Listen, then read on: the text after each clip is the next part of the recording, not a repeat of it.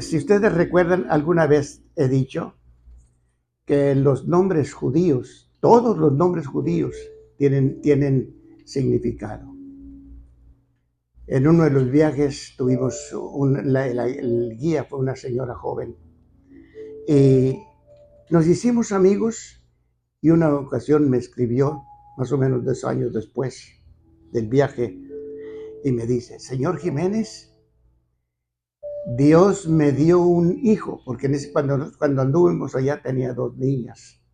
Dice: Dios me ha dado un hijo y se llama Gilad, y me dice así, como allá de donde era el profeta Elías.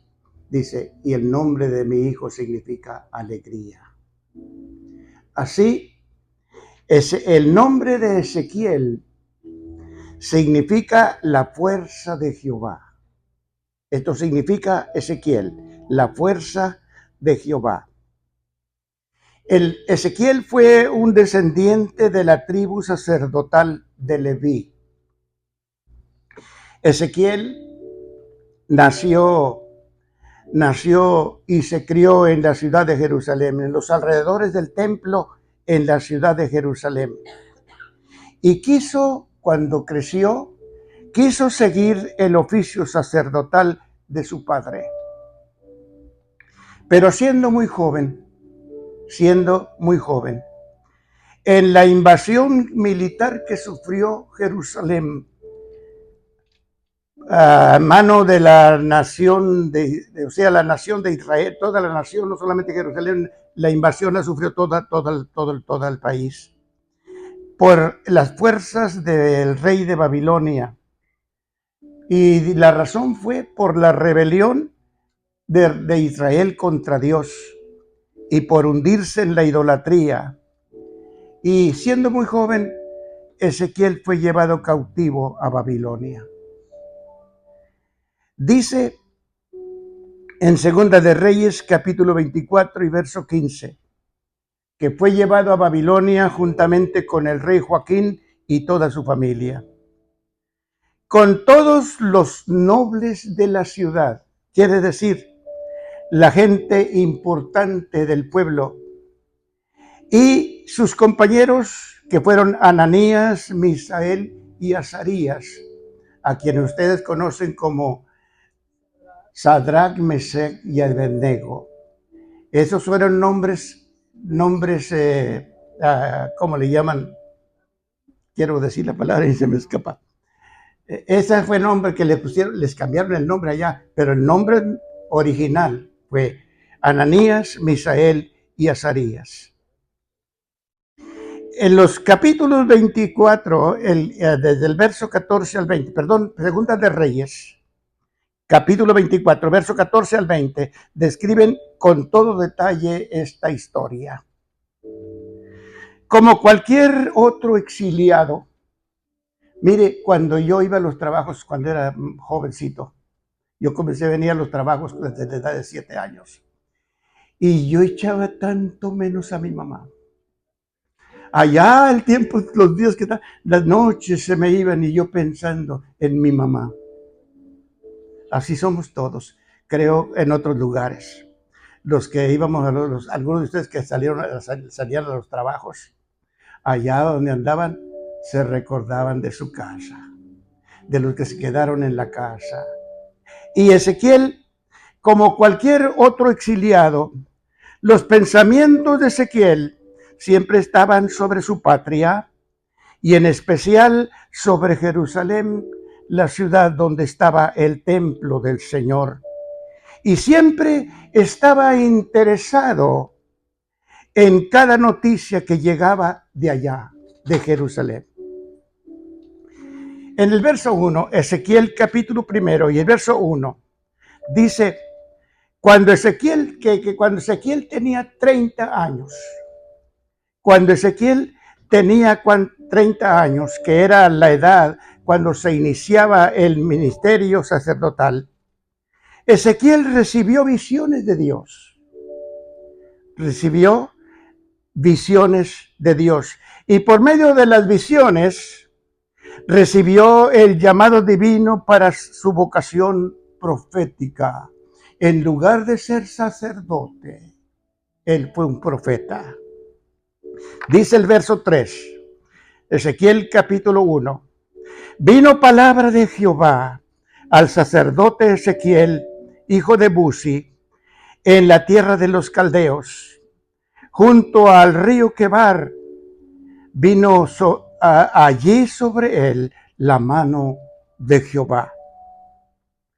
En Ezequiel capítulo 24, los versos 15 y verso al 18, dice Ezequiel, en estos versos Ezequiel testifica, en el 15 y en el 18, testifica y dice: el mismo día que el rey Nabucodonosor y sus fuerzas entraron y tomaron la ciudad de Jerusalén, ese mismo día vino sobre mí la palabra de Jehová, diciendo: hijo de hombre, he aquí, te quito de golpe el deleite de tus ojos. No dice la Biblia, pero por esta escritura yo entiendo que la esposa de Ezequiel era hermosísima. Y Ezequiel, joven, no tenía más que ojos para su linda esposa. Y mire qué dice: hijo de hombre, he aquí, yo quito de golpe el deleite de tus ojos. No guardes luto, no lamentes, no cantes canción triste, no llores, ni corran tus lágrimas. Dice el verso 18, dice Ezequiel: hablé al pueblo por la mañana y a la tarde murió mi mujer. A la mañana y se murió mi mujer, y a la mañana hice como me fue mandado. Mire que sabe que en Israel el mismo día que muere la persona la sepultan. No es como aquí. Yo no sé si usan casa, porque eso, caja peor, porque eso yo no lo vi.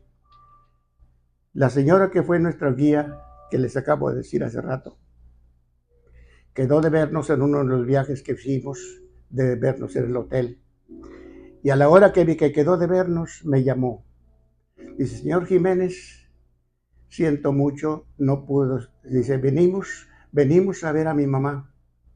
Y murió.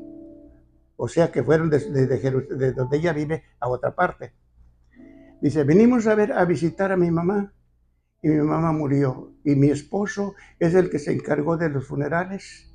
Y por esa razón no podemos llegar a tiempo. Y no la vimos otra vez. Murió y a la tarde murió mi mujer. Y está diciendo ahí, quiere decir que la sepultó en el mismo momento. Y a la mañana hice como me fue mandado. Como Daniel, hermanos, como Daniel, que cautivo en una tierra extranjera, fue visitado por Dios y tuvo visiones de Dios y profetizó en la tierra de su cautiverio. Así también como Juan, a quien el apóstol Juan, a quien el romanismo no pudo callar. El apóstol Juan, a quien el romanismo no pudo callar, y como no lo pudieron callar, lo exiliaron a morir en la isla de Patmos. Dios nos permitió la bendición de ir a Patmos. Y Patmos, hermanos, es una montaña en medio del mar. Alta, muy alta. Y se sube alrededor, va dando vuelta. Cuando llega allá arriba, en la cumbre de la montaña, usted ve solamente agua para todas partes y no ve tierra. Allí Dios nos concedió ir, porque Obed también, ahí fuimos juntos. Nos tocó la bendición de estar en una cueva donde el Señor Jesucristo se reveló al apóstol Juan y le reveló todo lo que ustedes y yo vemos ahora o leemos ahora en el libro de Apocalipsis. A mí me hubiera gustado, incluso le he dicho al Señor, ¿cómo me hubiera gustado haber orado allí? en el mismo lugar donde Dios se comunicó con el apóstol Juan, pero no fue posible, está invadido por Roma. Está invadido por Roma y estaba un ambiente horrible, feo, pero que bueno, no pudimos orar allí. Allí en medio del mar, Juan recibió visiones y recibió revelaciones de Dios, que es todo lo que ustedes y yo leemos hoy en el libro de Apocalipsis. En Babilonia, hermanos, en Babilonia. Babilonia hoy en este tiempo es el país de Irak. En Babilonia, en la tierra de su cautiverio, Ezequiel siendo sacerdote, era la voz de Dios para la casa de Israel. Allí en Babilonia, Ezequiel fue la voz de Dios para toda la casa de Israel. El propósito principal de este ministerio era el propósito de Dios en este ministerio era mantener en la mente de la generación judía nacida en el exilio, que ya gente nueva, gente joven que había nacido en el exilio, mantener en la mente de ellos los pecados que habían degradado la vida moral de la nación y que era la causa por la que estaban cautivos y esclavos de los caldeos. Dios le dijo a Ezequiel: ve y predícales. Quizá te escuchen y reciban tu mensaje, pero si no te escuchan, si no te reciben, es porque son gente rebelde, pero tendrán el testimonio, siempre tendrán el testimonio de que hubo entre ellos profeta de Jehová. No tengas miedo de sus amenazas. Yo sé que te dirán palabras hirientes. Lo iban a ofender con palabras. Como las espinas de la zarza. Y sé que vives entre gente mala, pero no les tengas miedo, porque son casa rebelde. No había pasado, hermanos, no había pasado mucho tiempo del encuentro de Elías, el profeta del Señor, con los 850 profetas de Baal. Ídolo de piedra y cabeza de becerro. Baal era un ídolo de piedra y cabeza de un becerro, adorado por los fenicios y adoptado por Israel. El registro de esto está en Primera de Reyes, capítulo 18, desde el verso 17 hasta el verso 46.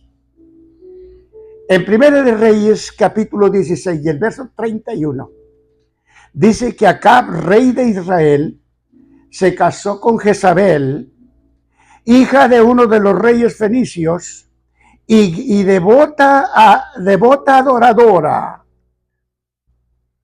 devota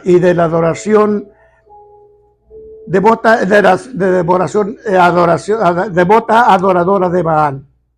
Y Acab, tenía el testimonio, Acab, el esposo, que tenía el testimonio de la adoración al Señor Jehová, el verdadero Dios, adoptó los ídolos de su suegro y los adoró, y siguió en su alocada carrera adorando los ídolos y yendo tras la idolatría, y se apartó de la fe al Señor Jehová.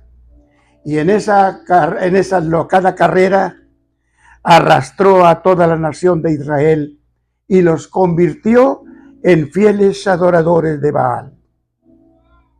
En estas circunstancias, en las montañas de Galaad, que es la parte norte del país de Israel, Dios levantó a Elías Tisbita, hombre celoso hombre celoso, celoso hombre de Dios y decidido defensor de la fe que engrandece el nombre del Señor Jehová, de quien dice la Escritura en Hechos capítulo 17 y verso 25. Dios es el que da a todos vida y respiración y todas las cosas. Y también en Hechos capítulo 17, pero el verso 28, dice, porque en Él vivimos y nos movemos y somos. En Isaías capítulo 42 y el verso 5, dice, el Dios quien da aliento de vida al pueblo que vive sobre la tierra. Es el Dios que nos da la vida a usted y a mí, por Él, por quien estamos aquí en esta mañana. En Primera de Reyes, capítulo 1 y el verso 17, capítulo 17 y verso 1, dice, vive Jehová, Dios de Israel, para dar una lección, primero que todo, al loco rey de Acab y a toda la nación de Israel. Dios levanta a Elías y lo manda con este mensaje y le dice, vive Jehová, Dios de Israel, delante de quien estoy, que no habrá lluvia ni rocío en estos años, sino hasta que yo diga. Cuando habían pasado, dice Santiago, dice Santiago capítulo 5 y verso 17, cuando habían pasado 3 años y medio, la sequía era desesperante y la gente y los ganados sufrían por el agua. Primera de Reyes, capítulo 1 y en el verso 18, Dios le dijo a Elías, ve y preséntate acá, y yo daré lluvia. Cuando el profeta Elías se encontró con el rey Acab, le dijo, capítulo 18, Primera de Reyes y verso 19, júntame a todo Israel y con ellos, con los 850 profetas de Baal que comen de tu mesa, y también tú estarás allí presente. Nos encontramos en el Monte Carmelo. En uno de nuestros viajes, Dios nos permitió estar en ese lugar, hermanos, donde fue el encuentro. Están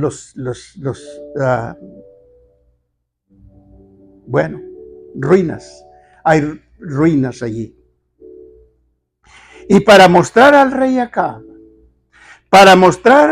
Acab y a todos el pueblo de Israel, cuán necio era su proceder delante de Dios, el desafío que presentó el profeta Elías fue el Dios que por medio de fuego responda, ese sea Dios. Y el pueblo respondió, bien dicho. Bien dicho. Ellos sabían quién era Dios, pero le habían vuelto la espalda. Elías, que estaba bien seguro de quién es el Señor Jehová su Dios. Me gusta lo que dice el Salmo 34 y verso 17. Él responde cuando los justos claman. También dice la Escritura en Romanos capítulo 10 y verso 11, no deja avergonzada a ninguna persona que en Él cree o que en Él espera. Y en Números capítulo 23, el verso 19 testifica también del Señor Jehová. Él no es hombre para que mienta. Él es fiel, Él no se arrepiente de lo que promete. Y en el verso 23 de Primera de Reyes 18, Primera de Reyes capítulo 18 y verso 23, Elías les dijo a los sacerdotes de Baal, que nos den dos bueyes y escojan ustedes uno. Y en el verso 25, Primera Reyes 18, les dijo, escojan ustedes uno y prepárenlo ustedes primero, puesto que ustedes son más. Y clamen a sus dioses, pero no pongan fuego abajo. no va a haber fuego. Los capítulos, hermanos, los versos 25 al 29 de Primera de Reyes 18. Primera de Reyes, capítulo 18, versos 25 al 29, ofrecen un testimonio del terminante fracaso del culto pagano, el culto a los ídolos. Dice el verso 19, Primera de Reyes 18 y verso 29. Pero Baal nunca respondió. Le clamaron casi mediodía. Hicieron muchas cosas, pero nunca respondió Baal, ni hubo quien respondiera. Los versos 30 al 37 de Primera de Reyes 18 testifica dos cosas. Primero, que el culto y el sacrificio ofrecido, primero el culto y el sacrificio que ofreció Elías, y la sencilla oración que hizo Elías. Verso 36, Primera de Reyes 18. Dijo Jehová, mire la oración que hizo. Nosotros creo que hubiéramos hecho una oración de media hora. Pero mire que la oración de Elías. Jehová, Dios de Abraham, de Isaac y de Jacob, reconozcan todos hoy que tú eres Dios, que tú eres Dios en Israel, y que yo soy tu siervo, y que por mandato tuyo, qué bonito, que por mandato tuyo he hecho todas estas cosas hoy. Y la respuesta de Dios, hermanos, la respuesta de Dios a Elías se encuentra en el verso 38, Primera de Reyes 18 y verso 38. Dice, un grandioso y extraordinario milagro. Entonces cayó fuego de Jehová y consumió el holocausto, consumió la leña, consumió las piedras, consumió el polvo y lamió las aguas que estaban en la zanja. Milagro de milagros. Esto solamente lo hace nuestro Dios.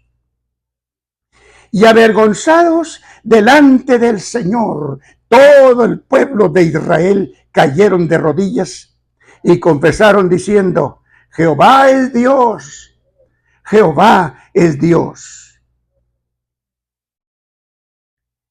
Hay circunstancias en la vida, hermanos. Algunas veces nos ha pasado, no sé si a ustedes, pero han pasado circunstancias. Hay circunstancias en la vida cuando en un momento de emoción,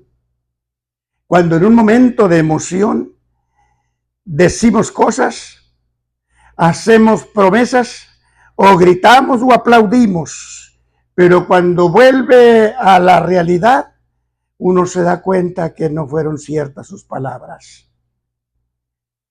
Decía contar algo, pero no, mejor me quedo con ello. Porque a mí me pasó. Y aquí muy cerquita. Bueno, se los voy a contar, ya les dije. Yo estaba recién convertido y vine a una reunión aquí a Reynosa. Reunión de jóvenes. Y se pidió una ofrenda para el templo de Reynosa. En ese tiempo era el único que había. Y yo fui uno de los que ofrecieron 100 pesos. En aquel tiempo 100 pesos, sí, 60 años atrás. No, a veces más de 60, porque todavía ni siquiera iba a la escuela bíblica. Y yo prometí 100 pesos y no los traje. Me di cuenta que no. Y a algunos nos ha pasado eso. Ojalá no le haya pasado a usted, pero a mí me pasó. Los capítulos 18 al 22 de Primera de Reyes. Perdón. Los capítulos 18 al 22 de Primera de Reyes testifican, hermanos, que no había terminado todavía. No había terminado el ministerio de Elías cuando el pueblo de Israel había caído otra vez en la idolatría. Dios en su amor, Dios en su amor levantó al profeta Jeremías.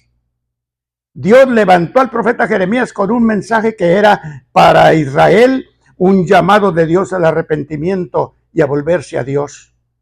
cuando Israel como nación se hundía más y más en la idolatría. Mire qué dijo Jeremías, capítulo 6 y verso 16. Les dice Jeremías: así dice Jehová el Señor, párense en los caminos y miren y pregunten por las sendas antiguas cuál sea el buen camino, y anden por él y hallarán descanso para sus almas. Pero ¿qué cree que ellos dijeron? No andaremos. Pero ellos dijeron, no andaremos. Cuando Israel decididamente, hermanos, se declararon contra la santa voluntad de Dios, Dios mandó al profeta Jeremías con un aviso de advertencia. Dice Jeremías capítulo 20 y en el verso 4. Así ha dicho Jehová. Así ha dicho Jehová. A todo este pueblo, sí, del pueblo judío, a todo este pueblo entregaré en manos del rey de Babilonia y los llevarán cautivos a Babilonia y los matará a espada. En Jeremías capítulo 25 y verso 11. Toda esta tierra, la tierra de Israel, que antes fue codiciable, que antes fue rica, que antes fue una tierra fructífera, será puesta en ruinas y en espanto, y servirán estas gentes al rey de Babilonia 70 años. Fue muy triste, hermanos. Fue muy triste su situación de esclavos en Babilonia. El Salmo 137, en él estos versos testifican que es el testimonio de algunos judíos. El Salmo 137 es el testimonio de algunos judíos que lograron sobrevivir y volver de la cautividad. Volvieron con Esdras, volvieron con Nehemías y volvieron con Zorobabel. Dice el Salmo 137, verso 1 al 3. Junto a los ríos de Babilonia, allí nos sentábamos y llorábamos acordándonos de Sión, y Sión es Jerusalén. Sión es Jerusalén. Sobre los sauces colgamos nuestras arpas, y los que nos llevaron cautivos nos pedían alegría diciendo: canten para nosotros algunos de los himnos que ustedes cantaban allá en Sión. Y tristes y desconsolados, eso era imposible en tierra extraña. El Salmo 137 y verso 4 dice que decían: ¿cómo cantaremos canción de Jehová en tierra de extraños? Castigados y muertos por la espada del sangriento y cruel rey de Babilonia. Los judíos que veían aquellas tristes escenas de tortura y muerte causadas por los crueles y asesinos verdugos al servicio del rey Nabucodonosor. En Ezequiel capítulo 37 y verso 11, dice Ezequiel que decían: nuestros huesos se secaron, se acabó nuestra esperanza, vamos a ser destruidos, de aquí no regresamos. El ministerio de Ezequiel, hermanos, el ministerio de Ezequiel, que había sido acusar a Israel por sus pecados, ahora en un éxtasis de gloria. Les he dicho alguna vez ya, un éxtasis es salir del cuerpo, pero no muerto, porque también los muertos ven cuando salen del cuerpo. Aquí está la hermana y siempre hablo del hermano René Rosales, el esposo de la hermana Tere. Él murió en su casa. Y Dios no permitió que allá en el hospital, en el Medical Center de McAllen, lo declararan muerto. Y 4 días después Dios lo volvió a la vida. Y él me contaba cómo él vio cuando salió de su cuerpo y empezó a flotar. Y mientras iba flotando hacia arriba, él veía a la hermana llorando y le decía, no llores, Tere, no llores, no llores, no llores. Pero la hermana no lo oía, porque él estaba hablando fuera del cuerpo. ¿Me entienden? Sabe que usted, que lo que habla, por ejemplo, ustedes no me ven a mí, ven mi cuerpo y oyen mi voz, pero no ven mi alma. Mi alma es la que se está comunicando con ustedes. Entonces, cuando el alma sale del cuerpo. Pero en este caso, cuando es un éxtasis, ustedes han leído alguna vez. Pablo dice en no sé si 1 y 2 Corintios, de momento la cita, dice que conoce un hombre que fue llevado al tercer cielo. Está hablando de él mismo, que fue llevado al tercer cielo, ya anduvo en el tercer cielo sin morir. Entonces, dice Ezequiel, había sido en Ezequiel en un éxtasis de gloria, en una visión. Él está allá en Babilonia, pero el Señor lo llevó en su espíritu a algún lugar, a un campo. Dice que estaba lleno de huesos.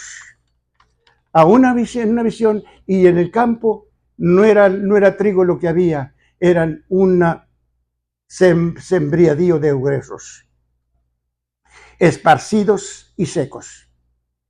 Y en esta visión, hermanos, Dios le muestra a Ezequiel como un sembradío de huesos secos en gran manera. Y en esta visión Dios tenía una lección objetiva, un propósito, una enseñanza para Ezequiel y para el pueblo de Israel. Esta visión, hermanos, dio como resultado una experiencia maravillosa en la vida de Ezequiel. Dice el verso 3, Ezequiel 37. Dice Ezequiel, y me dijo Jehová, hijo de hombre, ¿vivirán estos huesos tan secos, tan muertos y regados por todas partes? Vivirán estos huesos, secos y separados, volverán a tener vida. Y yo dije, Señor Jehová, tú lo sabes. Todos sabemos, hermanos, que en una situación así, humanamente todo es imposible. En una situación así, no hay ninguna esperanza, excepto para Dios.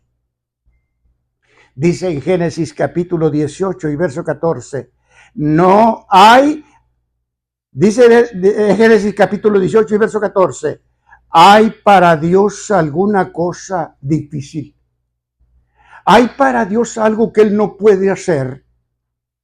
En Lucas capítulo 1 y verso 37 dice, porque nada es imposible para Dios. Nada, nada, nada. En Lucas capítulo 18 y verso 27 dice también, lo que es imposible para los hombres es posible para Dios. Así es que Ezequiel responde en el verso 3, Señor Jehová, tú lo sabes. Y como nuestro Dios, hermanos, es un Dios de acción. Nuestro Dios es un Dios de acción. Es un Dios de admirable poder. Es Dios el que hace obras formidables. Nuestro Dios hace cosas grandes y formidables. Él cambia las vidas de las personas. Él cambia los corazones de los individuos. Él consuela los corazones tristes. Él sana los cuerpos enfermos y resucita también los muertos. El verso 4 de Ezequiel 37. Dios le dijo a Ezequiel, profetiza sobre estos huesos. Háblales a esos huesos y diles, huesos secos, oigan palabra de Jehová. Es que la palabra de Dios, hermanos, es que la palabra de Dios es palabra viva. Esto es un libro. Este es un libro, pero increíble. Tiene vida. Este libro tiene vida.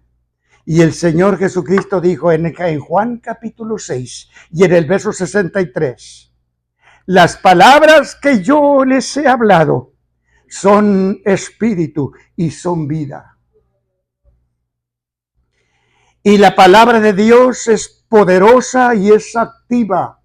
Miren lo que dice el Salmo 19 y verso 7. Convierte el alma. Convierte el alma. La palabra convertir es una palabra militar. Convertir quiere decir cambio. Cambio. Entonces dice, convierte el alma, la cambia y la transforma. Uno de mis primos políticos se casó con mi prima hermana, gente muy católica de West. Pero cuando murió una de sus cuñadas, que era mi prima, también de las más chicas, yo fui al funeral.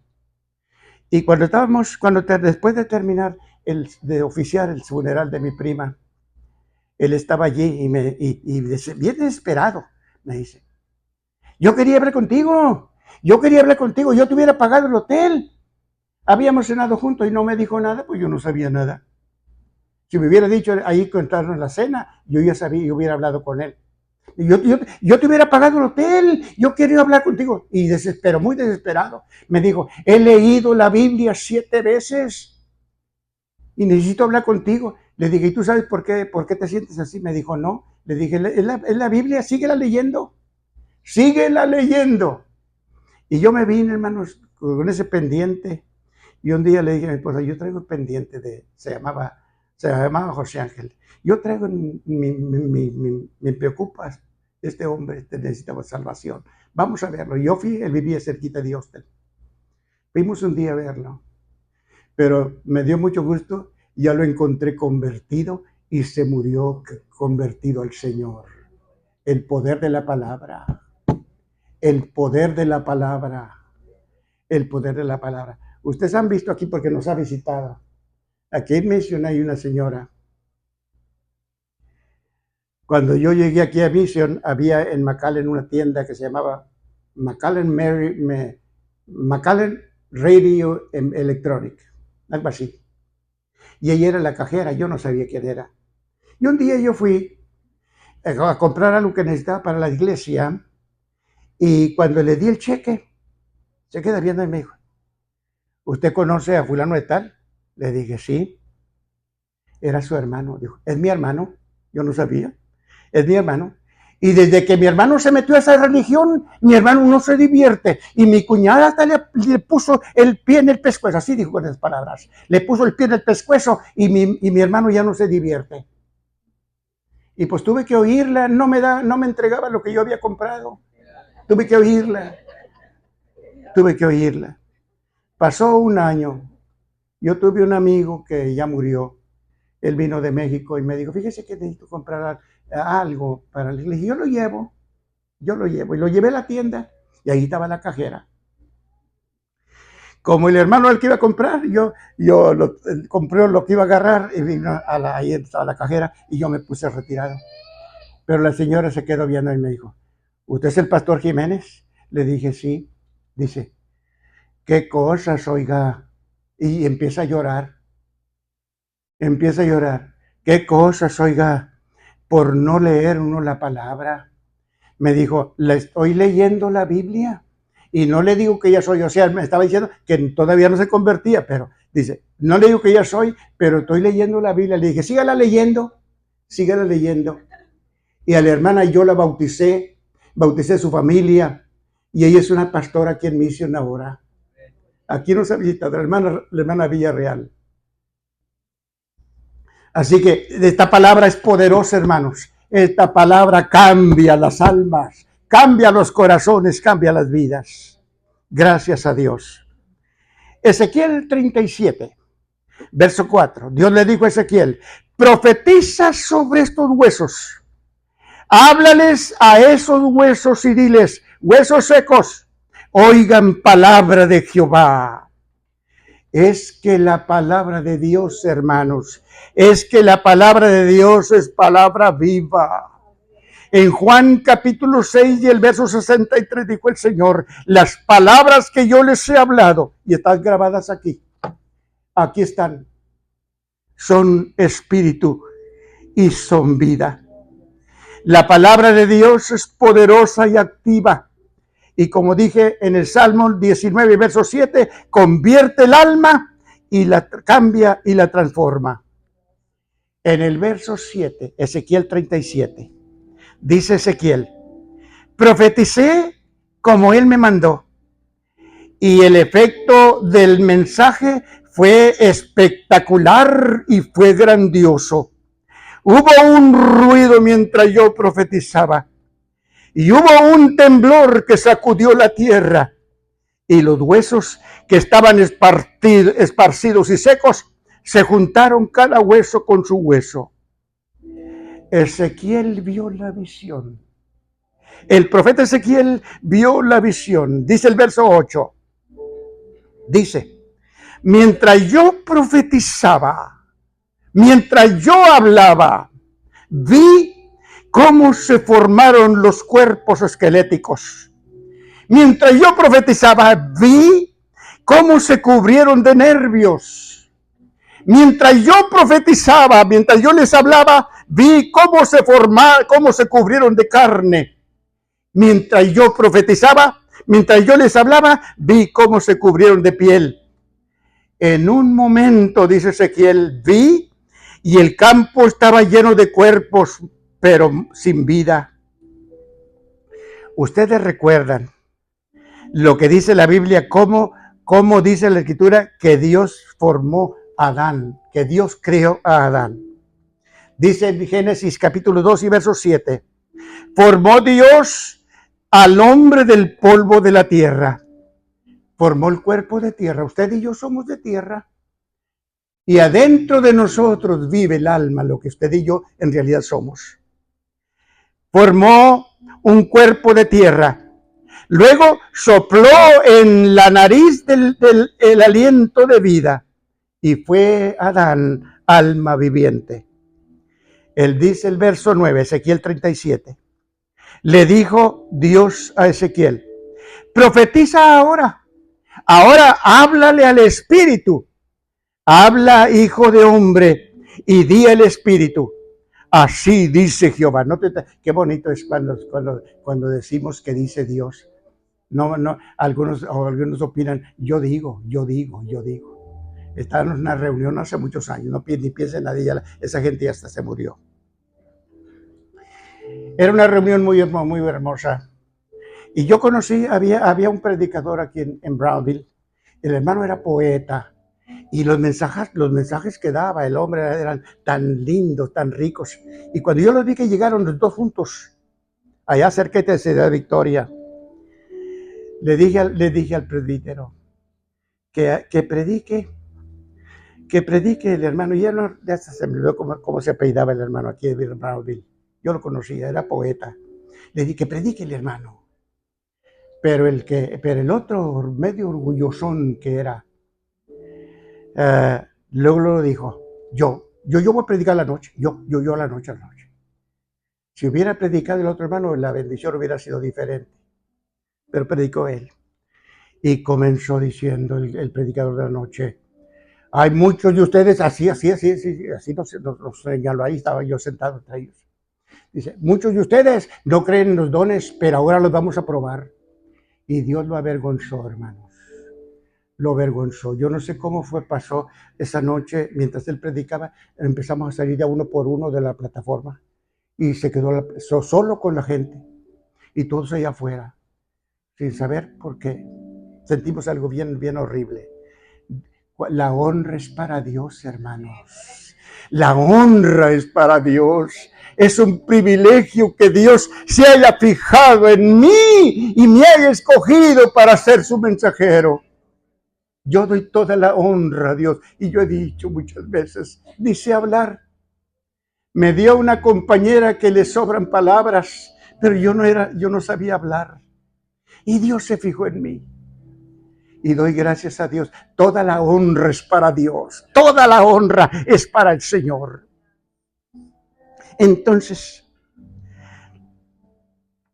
Verso 9 del capítulo 37 de Ezequiel. Le dijo Dios a Ezequiel: profetiza al Espíritu, habla a hijo de hombre y di al Espíritu, así dice Jehová. Espíritu, ven de los cuatro vientos y sopla sobre tus huesos y vivirán. Dice Ezequiel capítulo 37 y verso 10.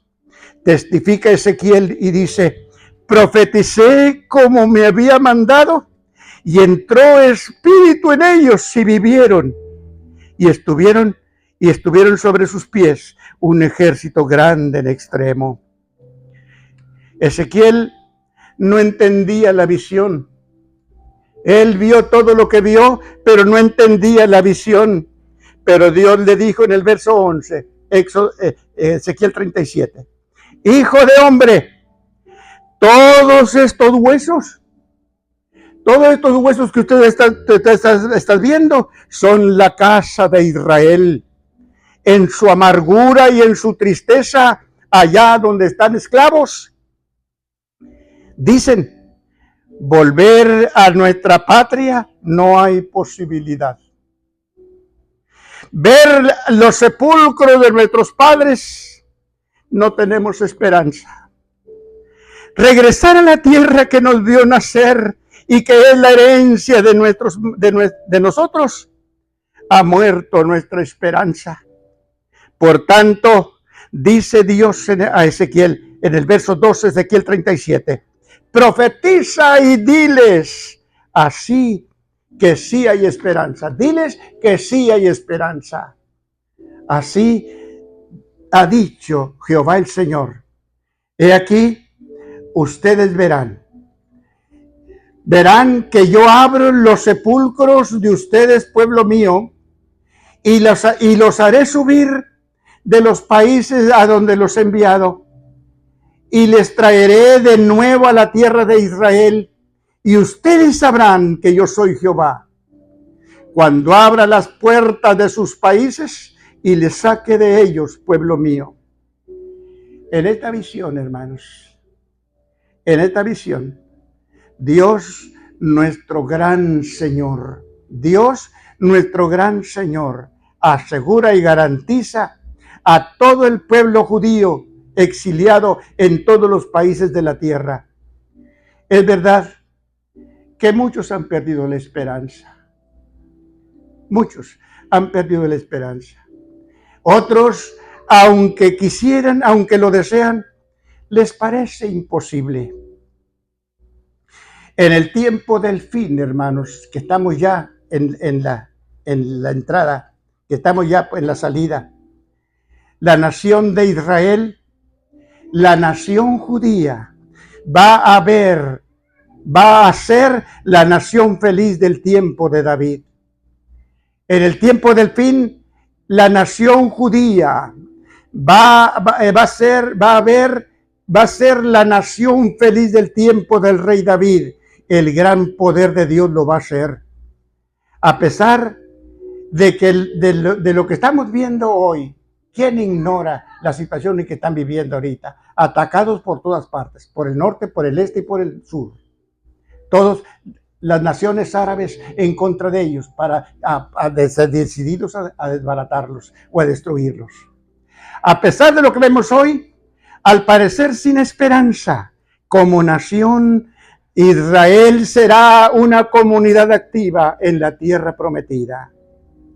Esta profecía, hermanos, es hoy para el pueblo judío una promesa de restauración nacional y tiene relación con los últimos acontecimientos que estamos viendo en estos días, especialmente en Israel. ¿Saben ustedes que el reloj de la profecía, el reloj que marca la hora en la profecía, es Israel? Lo que usted vea en Israel, lo que sucede en Israel son las manecillas del reloj que se van moviendo. Y toda la situación va hacia allá. Desde el año 70 han pasado 1950 años. Cuando Roma con sus ejércitos destruyeron la ciudad de Jerusalén y destruyeron y quemaron el templo del Señor, como el Señor Jesucristo lo había anunciado o lo anunció a los odiosos sacerdotes que lo rechazaron y lo condenaron. En Lucas capítulo 19, los versos 42 al 44 les dijo: vendrán días sobre ti, cuando, decir a Jerusalén y a toda la nación, cuando tus enemigos te cercarán con fortaleza y te pondrán cerco, y de todas partes te estrecharán y te derribarán a tierra. Se refiere a Jerusalén y al templo. Y te derribarán a tierra y a tus habitantes dentro de ti, y no dejarán de ti piedra sobre piedra, por cuanto no conociste el tiempo de tu visitación. El pueblo judío que rechazó a Cristo cuando anduvo aquí, todavía lo odian, hermanos. Hay mucho, no podemos juzgar con todos, a todos, porque hay mucho judío cristiano. Incluso hay iglesias cristianas en Jerusalén. Tuvimos la bendición. Nos dijeron que era una iglesia bautista, pero lo que vimos allí fue una iglesia pentecostal, porque la gente estaba hablando en lenguas, hablando en lenguas. El Espíritu Santo manifiesto. Era un sábado por la mañana. Entonces, aquí está hablando todavía hay gente vieja judía que odia a Cristo. Lo mismo que lo hicieron los antiguos allá hace 2000 años, es lo mismo que sienten ahora. No conocieron el tiempo de su visitación. Como resultado de aquel juicio, el pueblo judío fueron esparcidos a muchas partes de Europa y miles fueron llevados de esclavos a Roma. En noviembre de 1993, mientras nosotros visitábamos Roma, visitábamos en Roma algunos lugares relacionados con la historia bíblica, como fue la prisión y la enorme cadena que aprisionó al apóstol Pablo hasta su muerte. Mientras caminábamos por una avenida, si usted va ahí, es una banqueta, pero hace 2000 años era la carretera principal que unía a Roma con el resto de Europa. 2000 años atrás era una carretera, no había carros, la gente andaba a pie, en burro, en caballo y en carreta, o en los camellos. Mientras caminábamos por la antigua y famosa calzada militar llamada Vía Apia, visitamos, hermanos, el arco de Tito. El arco que el general Tito mandó construir cuando regresaba de su victoria sobre Jerusalén y sobre el pueblo judío. Es un arco, las dos paredes que sostienen el arco, no calculo el tiempo, pero el lugar, pero más o menos unas 5 o 6 pies tiene. Y por dentro de las paredes, tiene grabadas escenas humillantes, escenas terribles, humillantes, de 100,000 judíos, hombres y mujeres, que desnudos y atados con cadenas fueron llevados por Tito como esclavos a Roma. El libro titulado Esplendores de Roma y el Vaticano dicen que 40,000 de esos judíos fueron obligados a trabajar en la construcción del Coliseo de Roma.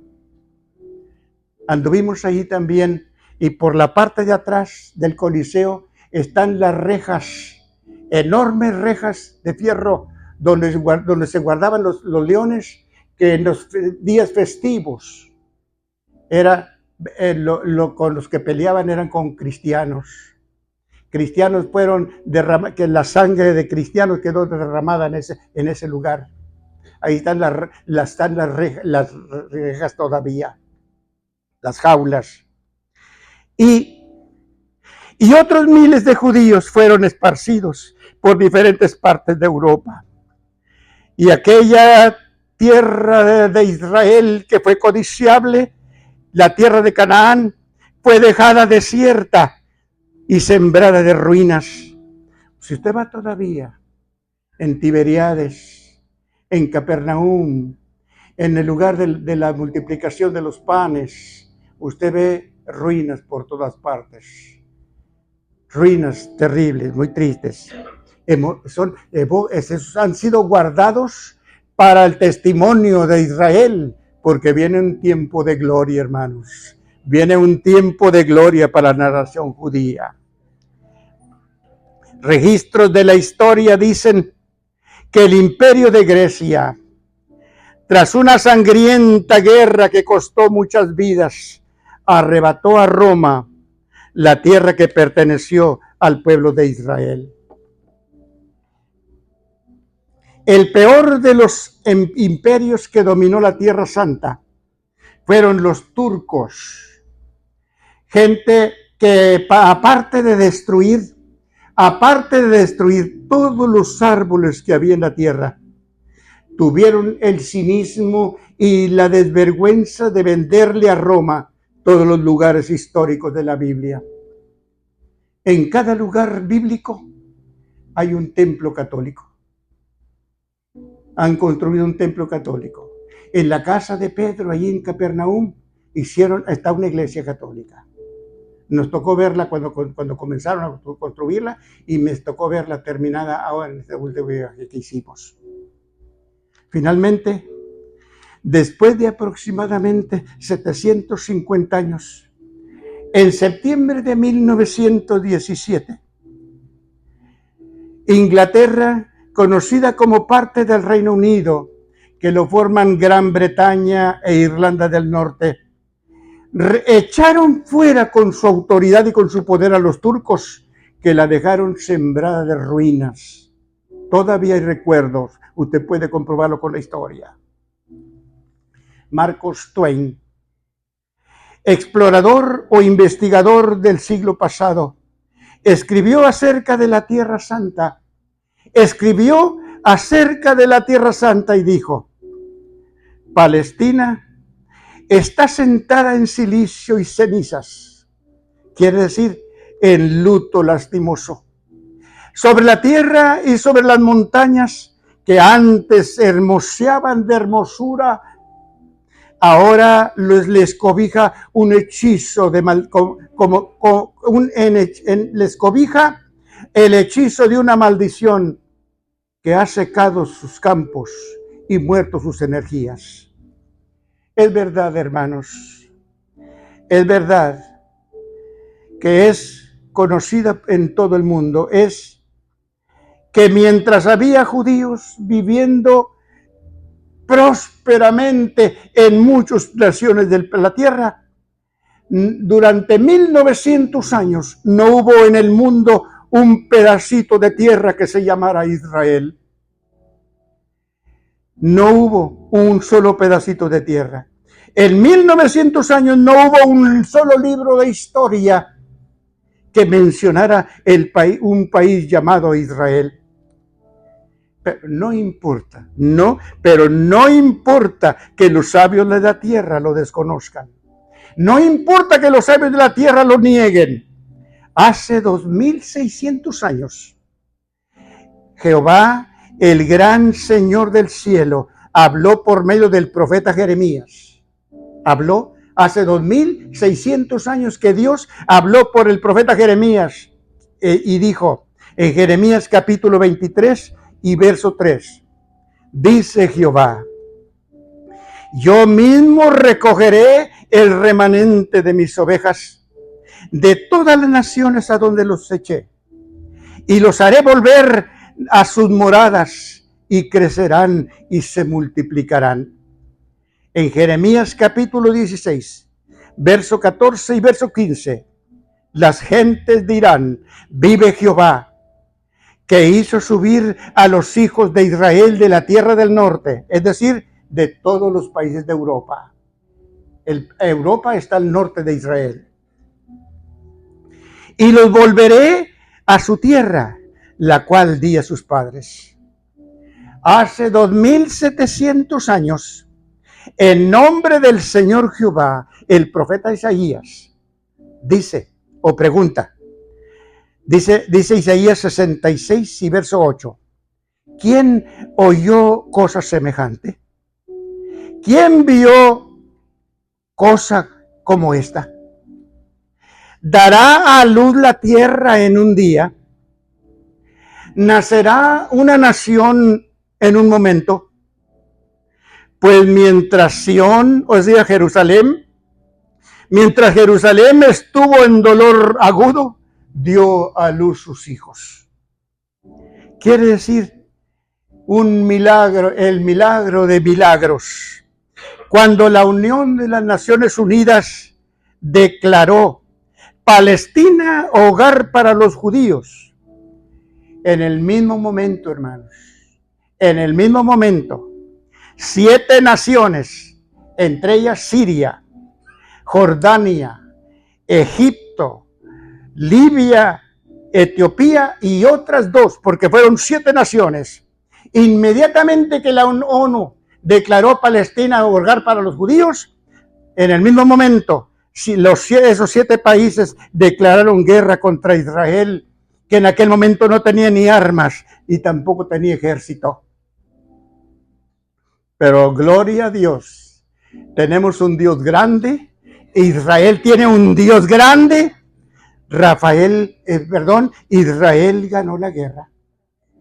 No tenía armas ni ejército, y en aquella ocasión Israel ganó la guerra. Tengo un librito que se llama, está titulado Israel en la historia y en la profecía. Y dicen que en aquella batalla, cuando 7 naciones atacaron a los judíos, que apenas todavía ni se acomodaban, solamente los habían declarado, dice que en aquel momento, ante la asombrosa, dice el librito, que miles de enjambres de abejas salieron de los arroyos y atacaron a los soldados enemigos. Y en su defensa, para protegerse de las abejas, los soldados soltaban las armas y otros abandonaron los tanques de guerra para defenderse, y muchos murieron del ataque de las abejas. Y al día siguiente por la mañana, en todos los noticieros de las naciones, la noticia era la misma. La noticia decía, en Israel las abejas pelearon por los judíos. Y gloria a Dios, hermanos. Gloria a Dios. Así, ante la asombrosa admiración del mundo entero, ante el enojo de las naciones enemigas, después de 1900 años, sin reconocimiento político, como Dios lo anunció por medio de Isaías, en un solo día, mayo 14 de 1948, la tierra dio a luz una nación, el nuevo Estado de Israel. Allí, en esa tierra, hermanos, allí en esa tierra vivió Abraham, en esa tierra vivió Isaac, vivió Jacob, los padres de la nación judía. Allí vivieron los profetas de quien estamos hablando, allí vivió Ezequiel. Allí vivieron los profetas que anunciaron sus profecías.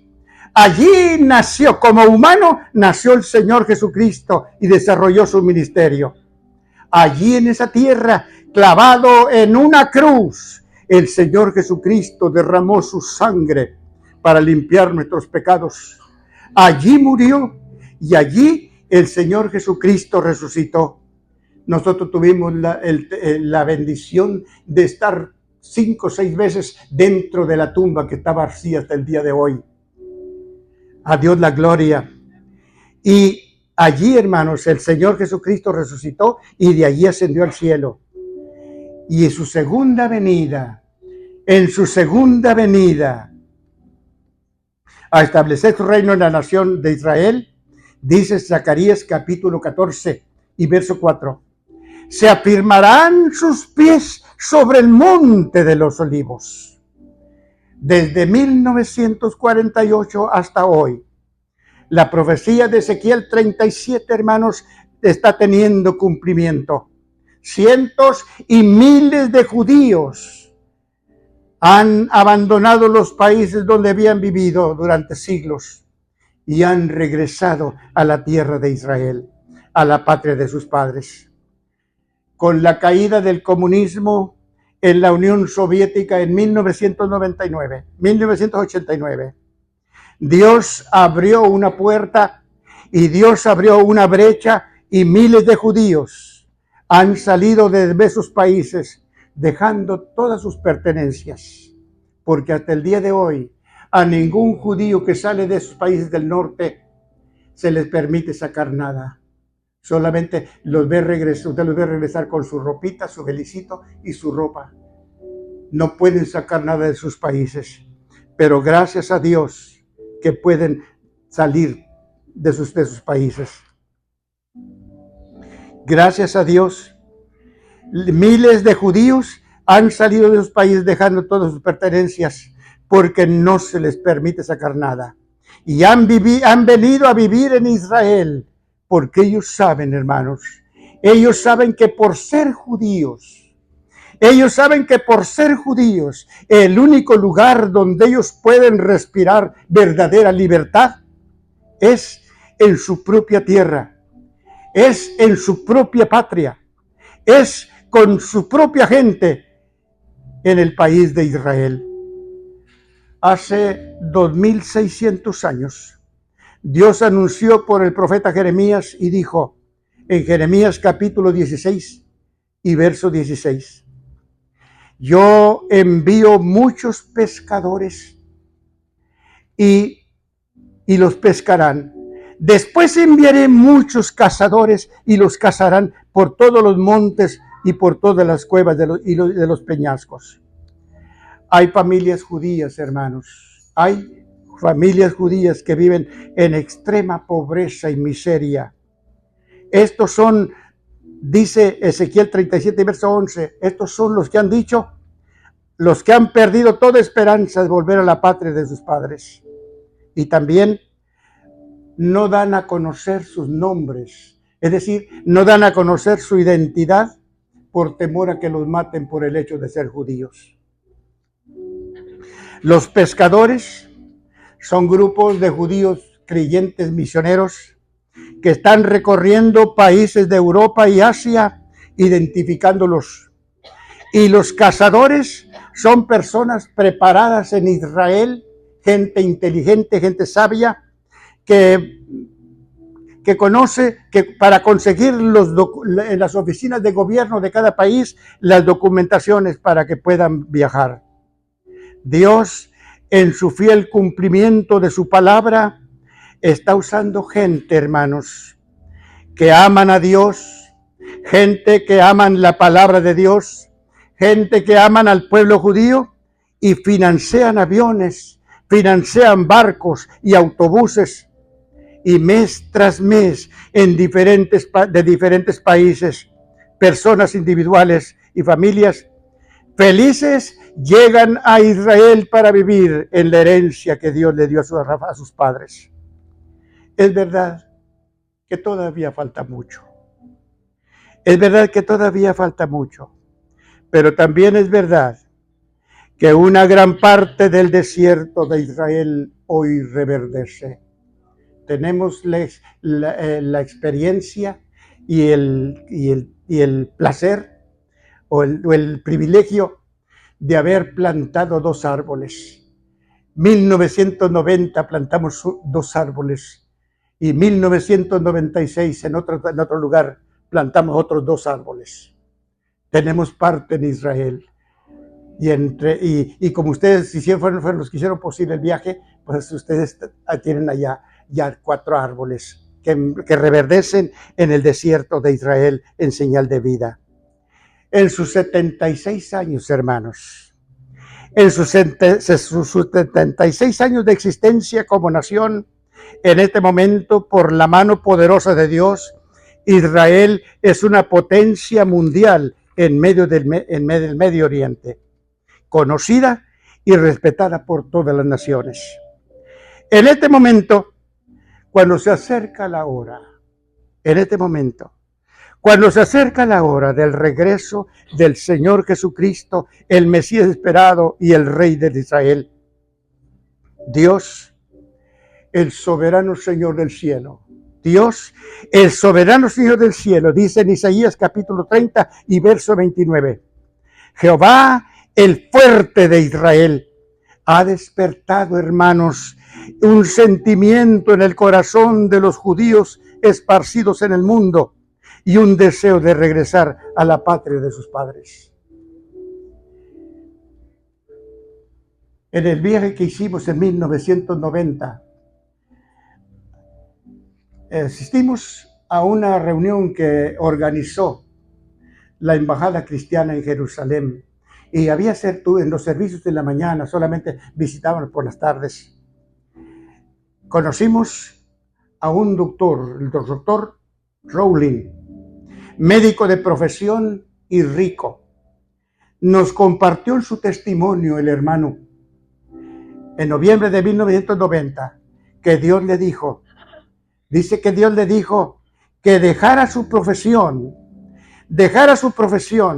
y también fuera por todo el mundo llamando al pueblo judío a regresar a la tierra de sus padres y que usara sus agencias de viajes. El hombre no solamente era médico, tenía agencias de viajes en diferentes países y que usara sus agencias de viajes para llevarlos a Israel, a la tierra de sus padres. Y hermanos, usara sus agencias de viajes para llevarlos a Israel. Y el hermano nos decía que cuando él llega a las comunidades judías, cuando él llega a diferentes países, a las comunidades judías, lo primero que hace es tocar el shofar. El shofar era el cuerno que teníamos aquí en la mesa. Eso se llama shofar. Y en los tiempos antiguos eran las antiguas trompetas. El shofar era las antiguas trompetas que Dios usaba para llamar al pueblo. Y el doctor dijo en su testimonio que la mayoría de los judíos, los judíos viejos, cuando oyen el sonido del shofar, lloran. Cuando oyen el sonido del shofar, ellos lloran. Pero otros que han nacido en esos países, con otra cultura, con otras costumbres, en fin, preguntan que qué significa. Judíos jóvenes se preguntan qué significa. Esto, mis amados hermanos, primero el cumplimiento de lo que Dios habló por sus siervos los profetas y lo que Dios anunció por medio del profeta Ezequiel 37. Segundo, es un aviso del Señor Jesucristo a su iglesia. Es un anuncio del Señor Jesucristo a ustedes y a mí, que formamos parte de la congregación del Señor. Apocalipsis capítulo 22 y verso 12 dice, he aquí, yo vengo pronto. Lucas capítulo 21 y verso 28, cuando estas cosas comiencen a suceder, vean y levanten sus cabezas, porque su redención está cerca. En Israel, los judíos presienten que algo grande está por suceder. Pero la iglesia del Señor debe saber y no debe olvidar que lo que está próximo a suceder es que el Señor Jesucristo viene a arrebatar y a levantar su iglesia para llevarla al cielo. Lo que Dios mis amados hermanos y amigos, es mi deber decirles a ustedes,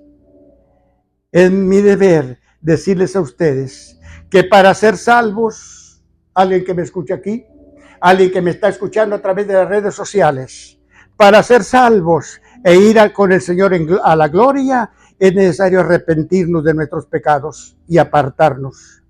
Es necesario cambiar de vida, pedir a Dios en el nombre de Jesucristo que perdone nuestros pecados, aceptar a Jesús en nuestro corazón como nuestro Salvador, dueño y Señor de nuestras vidas, y que Él guíe nuestro diario vivir para su gloria.